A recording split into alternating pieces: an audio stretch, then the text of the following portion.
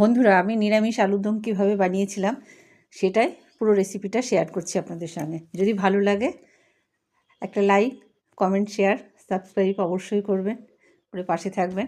এই যে এখানে গোটা গরম মশলা, সাদা জিরে, তেজপাতা, লঙ্কা সব নিয়ে নিয়েছি, মটরশুঁটি, আদা, কাঁচা লঙ্কাও নিয়েছি। এখানে আলু সেদ্ধ করে, আর তার সঙ্গে টমেটো, ধনেপাতা আর হিং তো অবশ্যই লাগবে, লবণ, ঘি আর সর্ষের তেল, এইটুকুই।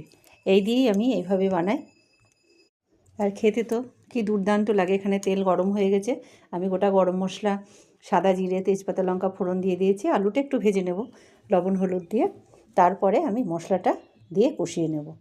মশলা তো বেশি কিছু দিই না, কিন্তু হিংটাই হলো মেন।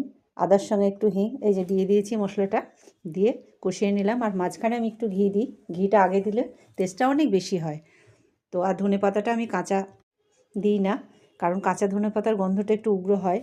একটু আগে দিয়ে নাড়িয়ে নিলে বেশ ভালো টেস্ট হয়। আপনারাও এইভাবে বানিয়ে দেখবেন, বেশ ভালো লাগে। মশলা বেশি কিছু লাগে না, কিন্তু এই ঘি, গরম মশলা আর ওই হিং, এটাই হলো মেন।